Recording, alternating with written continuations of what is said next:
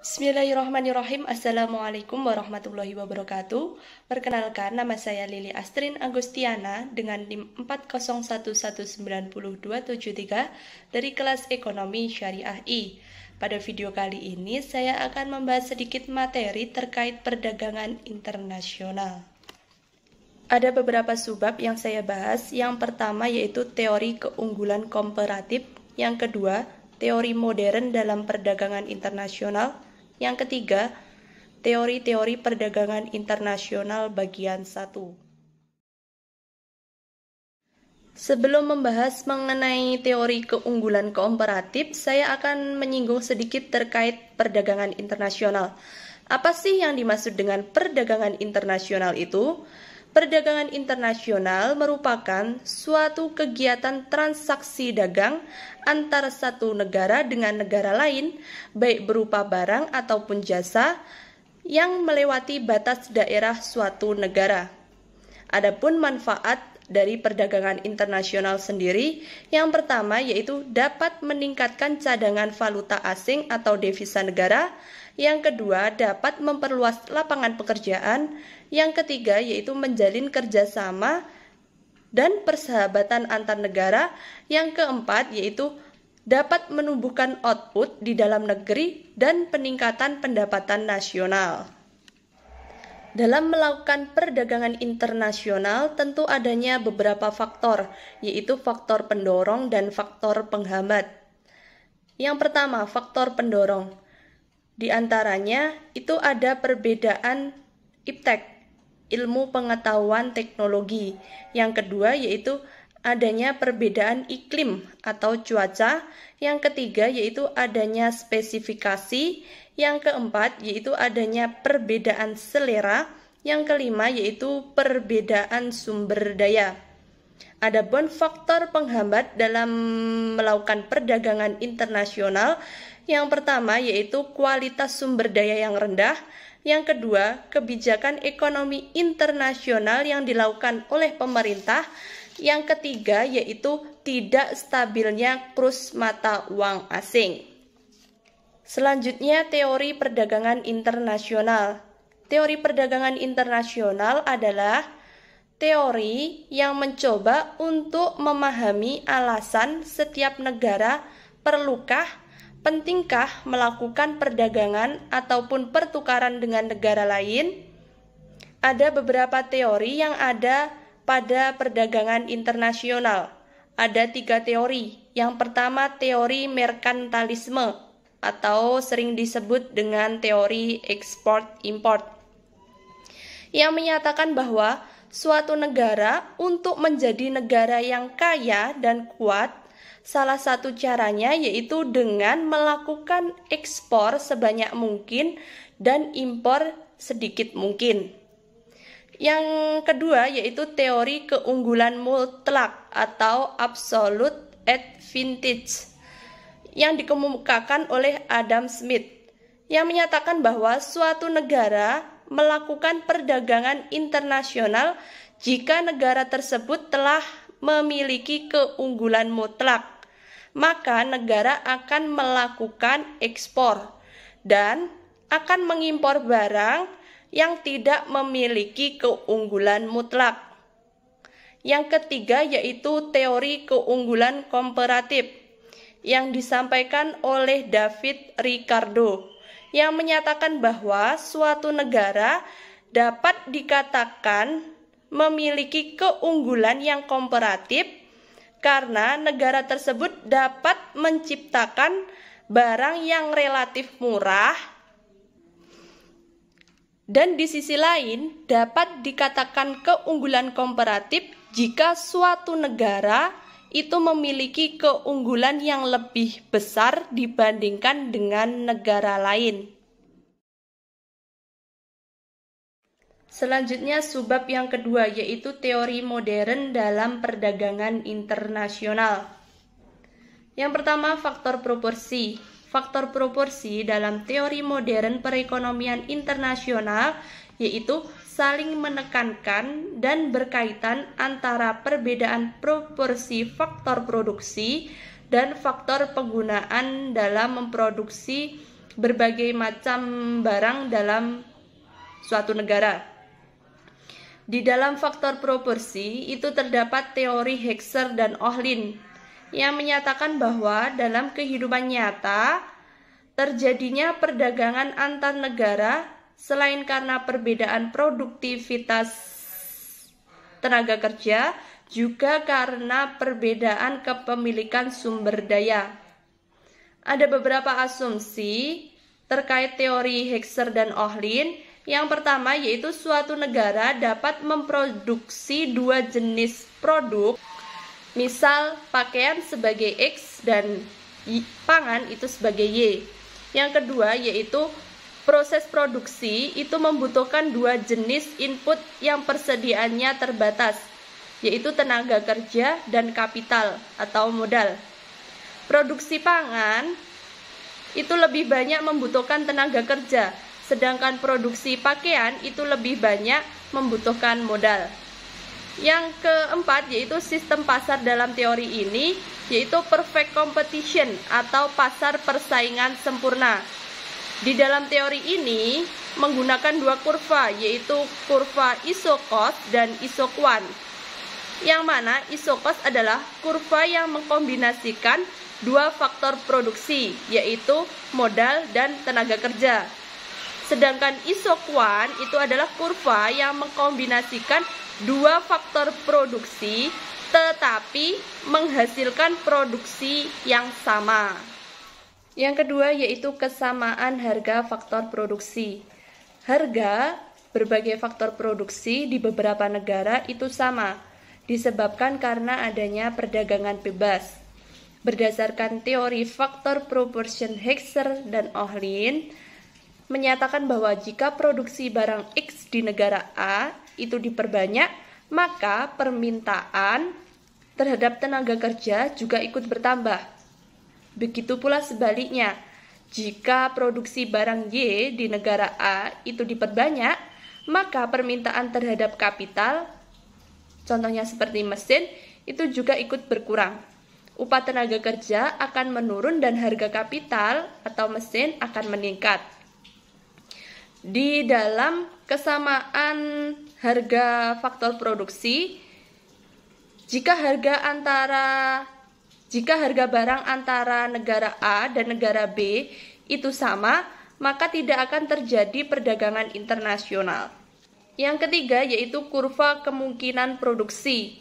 Kurva kemungkinan produksi dan indifferent yaitu kurva yang menunjukkan berbagai kombinasi dari output yang dapat dihasilkan dengan sejumlah tertentu faktor produksi yang dikerjakan dengan tenaga kerja secara penuh.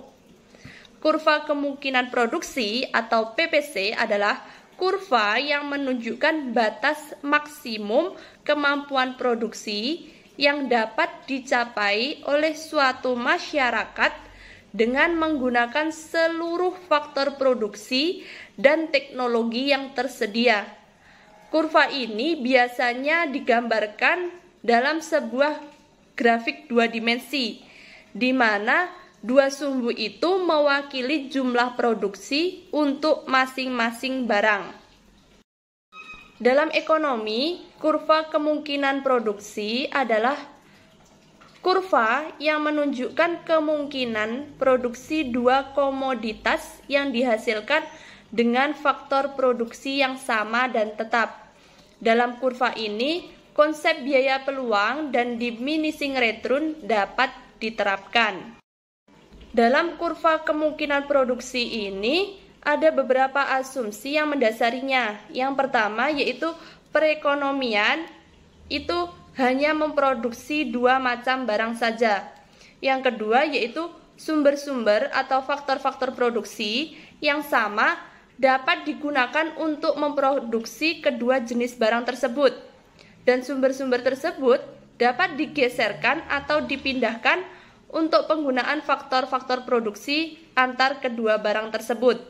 Yang ketiga yaitu sumber-sumber yang ada dan dimiliki sudah tertentu atau tetap jumlahnya dan tingkat teknologinya sudah tertentu dan sudah digunakan sepenuhnya.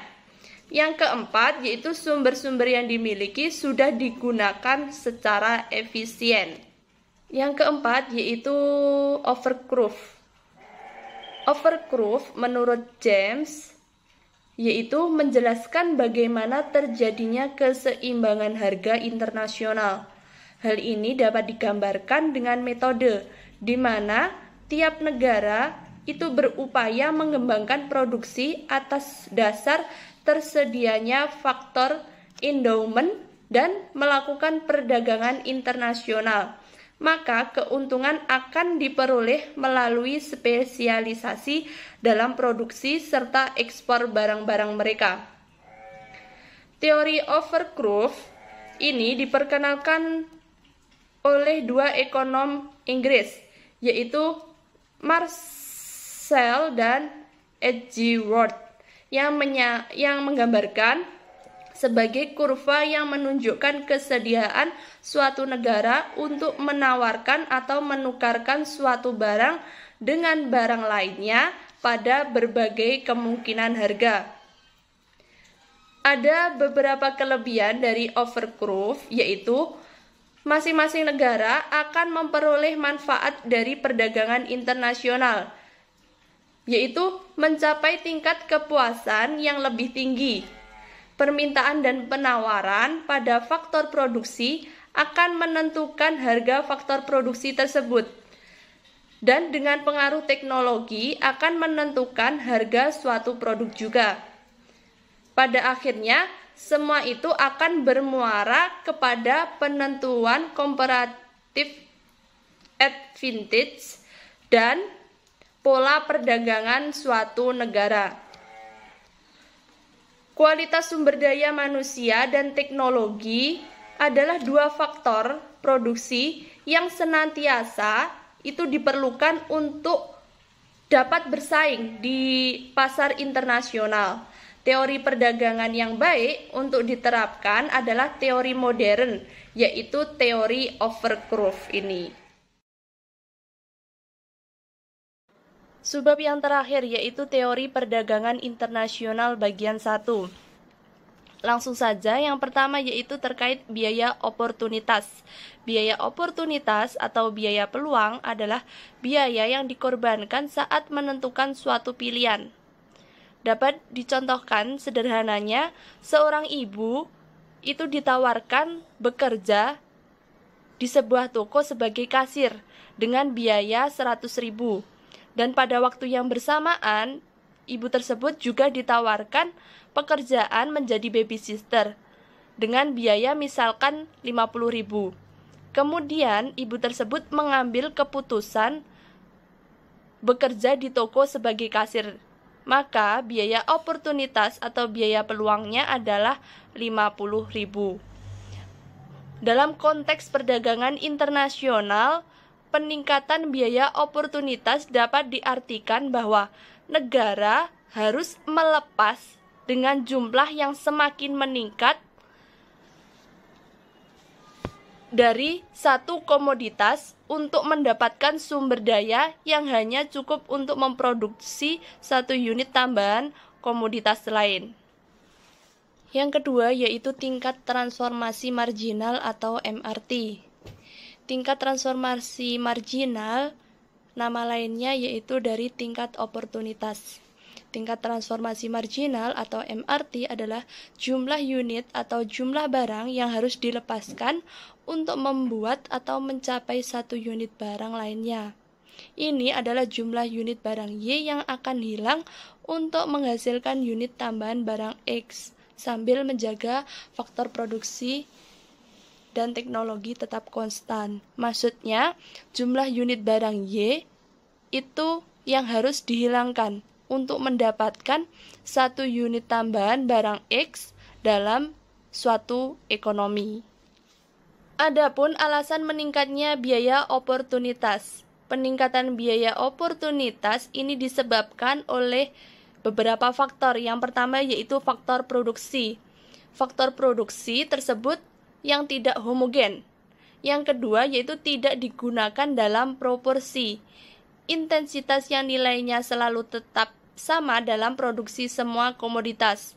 Oleh karena itu, bagi negara yang memproduksi komoditas lebih banyak, maka harus memanfaatkan sumber daya yang banyak pula, yang mana sumber daya tersebut menjadi semakin kurang efisien pada komoditas itu.